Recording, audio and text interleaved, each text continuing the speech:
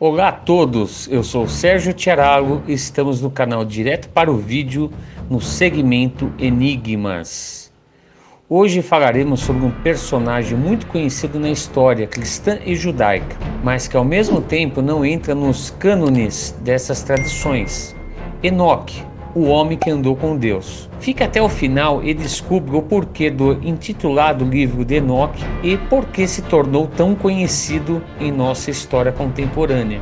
Mesmo que nos dias de hoje seja algo fantasioso, mas traz características de um véu de sabedoria e mistério, onde o bem e o mal se misturam e se entrelaçam numa única história. Vamos falar sobre os vigilantes, o seu líder Semiasa, vamos falar também a sua relação com a Bíblia Sagrada e muito mais outros detalhes interessantes. Espero que gostem.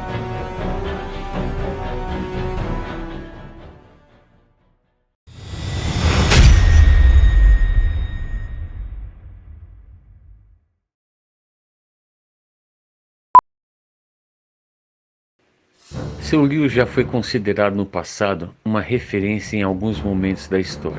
Assim como a sua trajetória é algo muito controverso. Seja como for, existem traços de uma narrativa espetacular, digna de filmes de Hollywood, com mocinhos e bandidos em seu elenco. Porém, existe uma ligação com o livro sagrado dos cristãos e judeus, a Bíblia Sagrada e a Torá, onde há citações desse personagem. De acordo com o livro bíblico de Gênesis, nos versículos 22 a 24 do capítulo 5, Enoque teria sido tomado por Deus para que não experimentasse a morte. Onde se diz: "E andou Enoque com Deus, depois que gerou a Matusalém 300 anos, e gerou filhos e filhas, e foram todos os dias de Enoque 365 anos. E andou Enoque com Deus, e não apareceu mais, portanto Deus para si o tomou."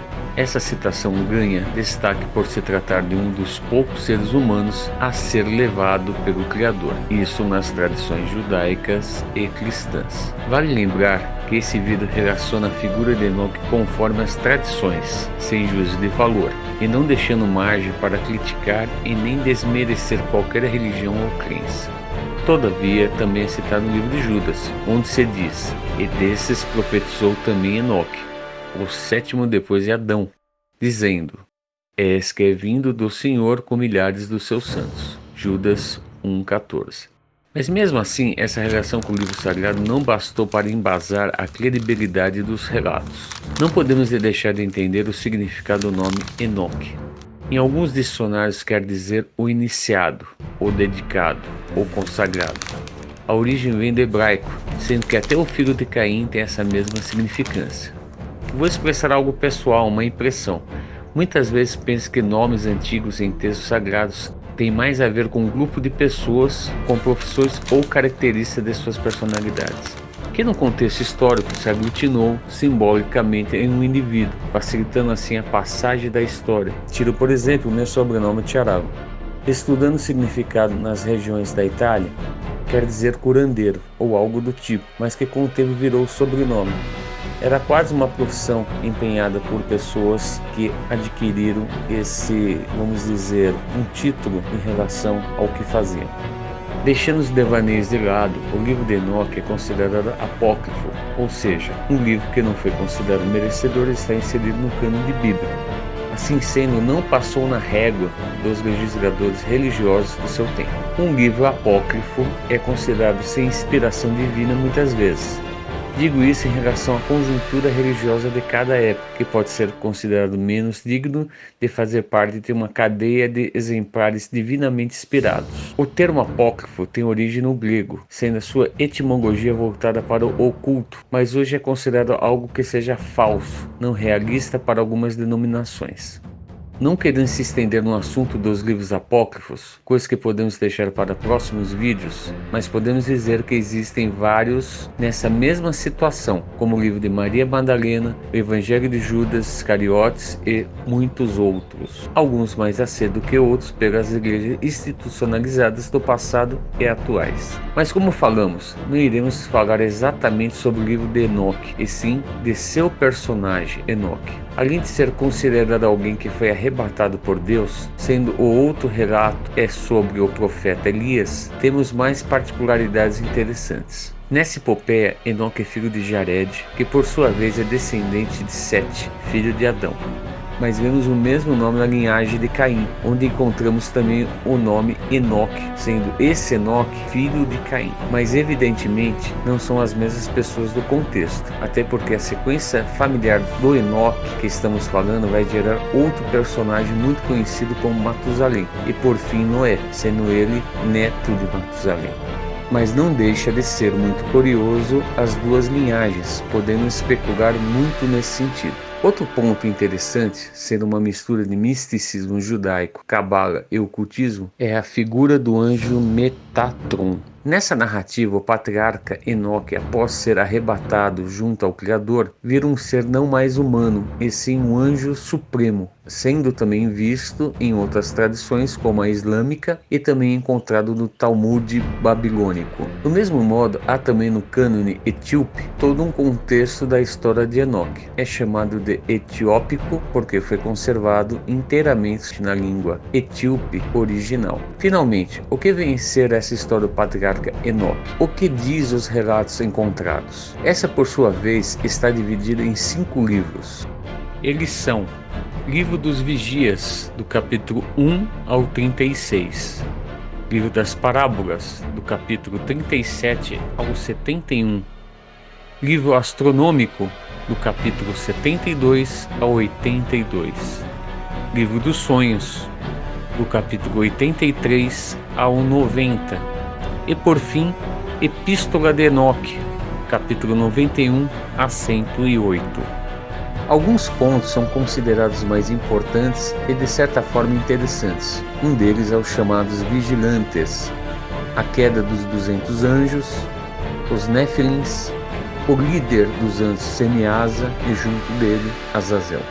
Não só porque são assuntos até hoje comentados, mas mostra de forma muito direta a ligação que houve entre seres humanos e outro tipo de espécie, vamos dizer assim, com muitas aspas, e mostra a criação de uma linhagem paralela entre anjos e humanos. Quando os vigilantes vieram para a Terra, que por sua vez não eram apenas seres espirituais e sim carnais, pois demonstra em toda essa epopeia que existem laços carnais entre indivíduos.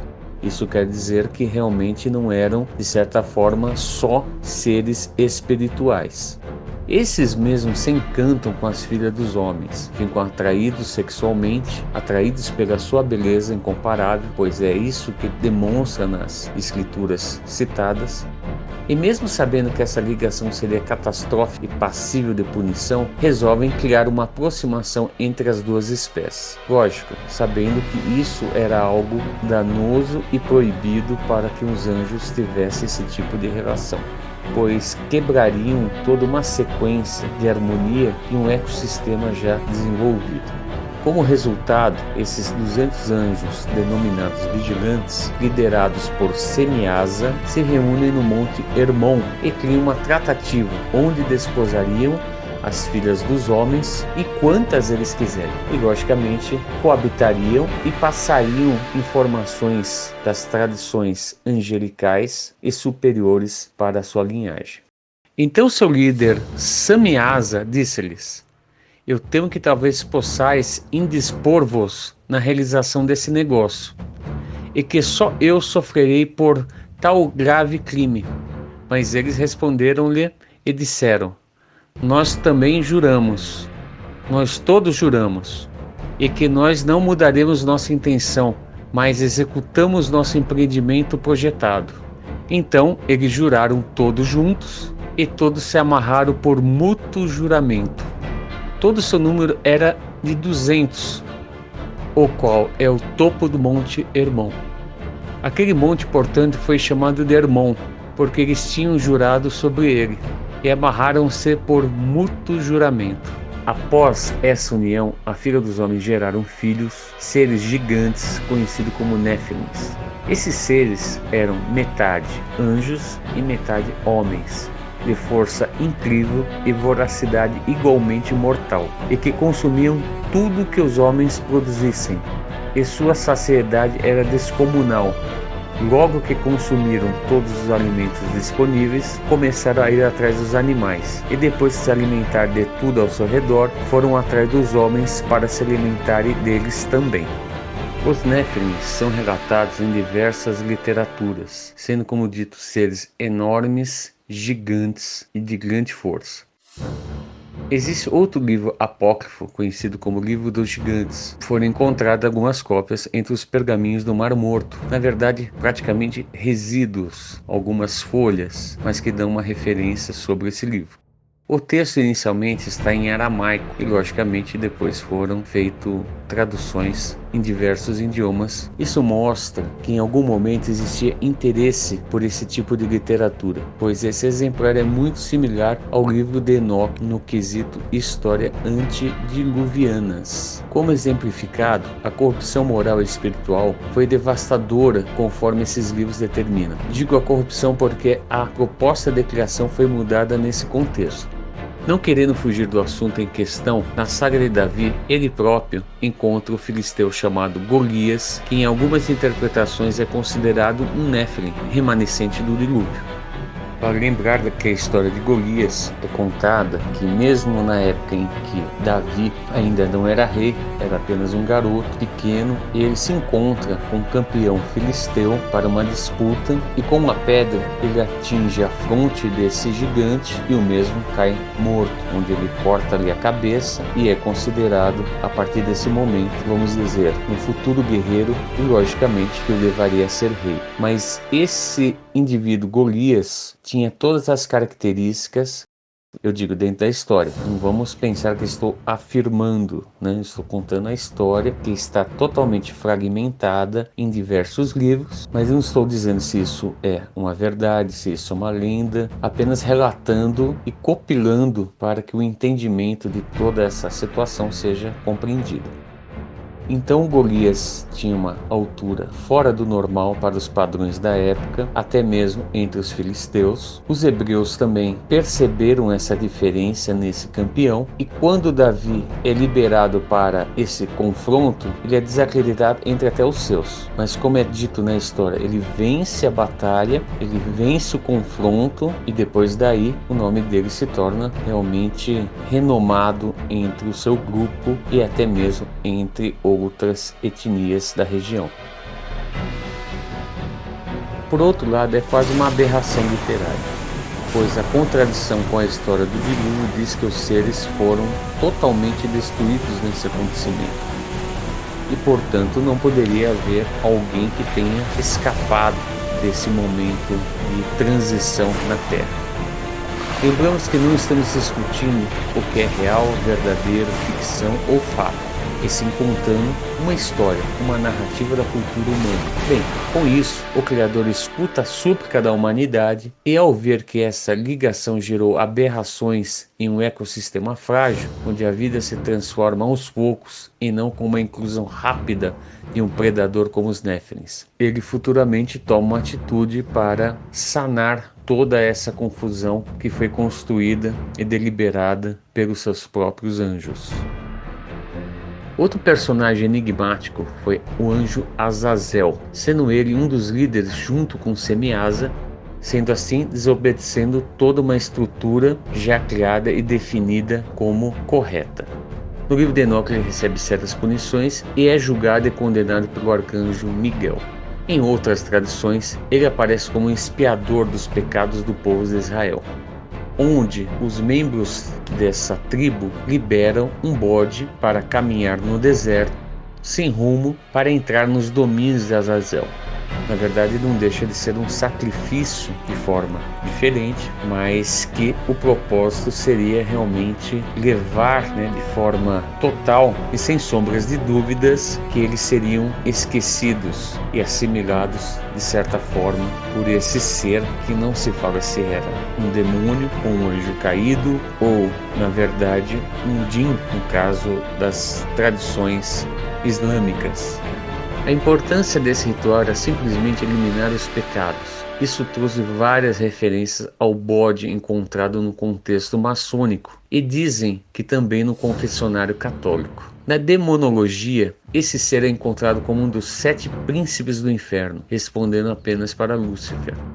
Eu digo demonologia, que são os estudos e as características dos seres infernais de várias culturas e várias religiões. No caso, estamos falando das religiões judaico-cristã. Com isso, o Criador envia para a Terra os chamados Santos Vigias, que são liderados pelo arcanjo Miguel. Além dessa tragédia mencionada, os outros livros ainda falam sobre profecias, sonhos, a visita aos céus, como funciona o universo e a Terra de forma celeste. Como resultado, no século XVI, o matemático, astrônomo, geólogo e ocultista John Dee faz referência sobre uma língua dos anjos e com isso dando o nome de língua enoquiana. Segundo Dee, essa língua seria revelada para o patriarca Enoque pelos próprios anjos e logo teria uma relação de poder imensa por se tratar de um conhecimento ancestral e fortemente ligada à própria criação. Portanto, esse personagem chamado Enoque, merecedor de pelo menos curiosidades sobre as suas histórias e aventuras, muitas delas de cunho sobrenatural. A história humana é um emaranhado de verdades, conto, lendas, espiritualidades e fatos, mas a criação humana é inegável. A criatividade e o talento literário não é algo apenas dos nossos contemporâneos, mas também era marca efetiva de nossos antepassados. Somos portadores desse conhecimento, não importa se são lendas, verdades ou criação individual. Pouco podemos afirmar sobre essas narrativas, apenas constatamos que a imaginação humana é rica mesmo nos tempos antigos. Mas nesse caso vai ser sempre um enigma e um mistério para todos nós. Espero que tenham gostado, fique com Deus e até mais.